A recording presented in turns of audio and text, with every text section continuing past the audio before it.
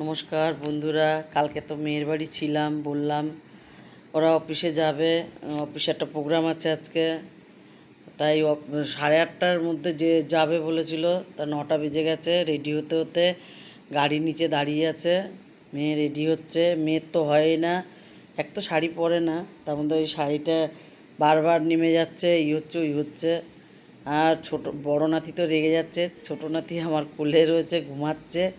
আমি বললাম তোরা যা, তারপরে শোয়াবো আবার বিছানায়, না তো ও উঠে যাবে, অসুবিধা হয়ে যাবে। মেয়ে যাচ্ছে, বললো আসি মা। আমি বললাম যা, সাবধানে যা, আর ওখানে যে ফোন করবি আর ভিডিও করবি সব কি হচ্ছে না হচ্ছে। তা বলছে ঠিক আছে। বললো হ্যাঁ, আমি তো এই করতেই যাচ্ছি, ভিডিও তুলতেই যাচ্ছি, আমি ক্যামেরাম্যান। ওরা বেরিয়ে গেল। আমি বললাম মোবাইলটা আগে ব্যাগে রাখ, তারপরে যা।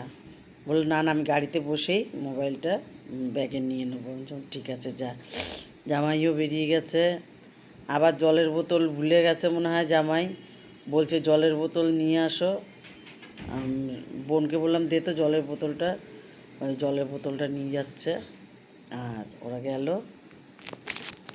মেয়ে জুতো পরছে, বড় নাতি আগেই চলে গেছে।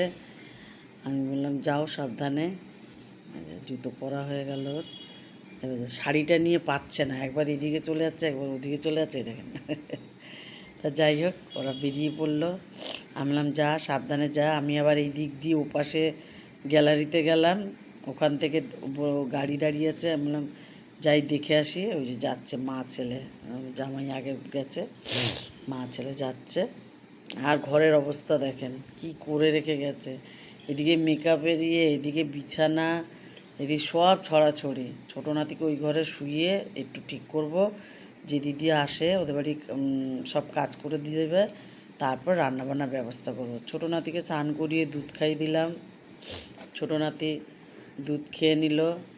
আর আমরাও স্নান করে নেবো একটু পরে। স্নান করে নিয়ে ছোটো নাতির জন্য খিচুড়ি আর মাছ ভাজা, আর আমি খাবো আলু পটলের ঝোল দিয়ে মাছের ঝোল করেছি, অল্প করে করেছি, রাত্রিবেলা আলাদা কিছু হবে, করবে ওরা।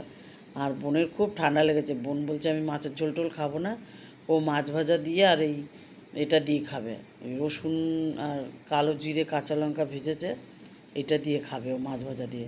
আর নাতি মাছ ভাজা খিচুড়ি খাবে, আর আমি খাবো মাছের ঝোল ভাত। আজকে এইটুকুই খাওয়া দাওয়া হবে। ওরা চলেও আসছে, ফোন করেছিল। এসে বড় নাতি বলছে খিদে পেয়েছে দিদুন। আমি চাই না, এই রোলগুলো খেতে ভালো, খাও, এটা কোনো গন্ধ বাতাস নেই। এটা 60 টাকা না 70 টাকা প্যাকেট নেয়।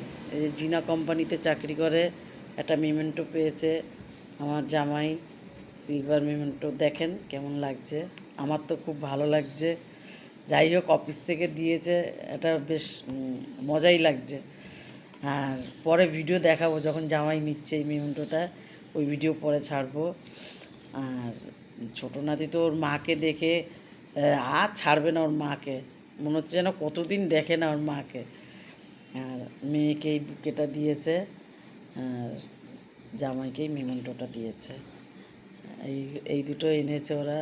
বললো মা রাত্রিবেলা থাকো, আমি রান্না করব, খাওয়া দাওয়া করো, দিয়ে রেস্ট নাও এখানে। আমি বলছি না, বাড়ি যাবো পুজোর সময় তো, এখন আর থাকবো না বেশি, বাড়ি যেয়েই থাকতে হবে, বাড়িতে যাই হোক, এবার বাড়ি যাওয়ার পালা। ছোটো নাতিকে বলছি যে শোনা আমি বাড়ি চলে যাচ্ছি, বলছে বলছে এরকম। আমি ঠিক আছে, আবার কালকে দেখা হবে তোমার সাথে,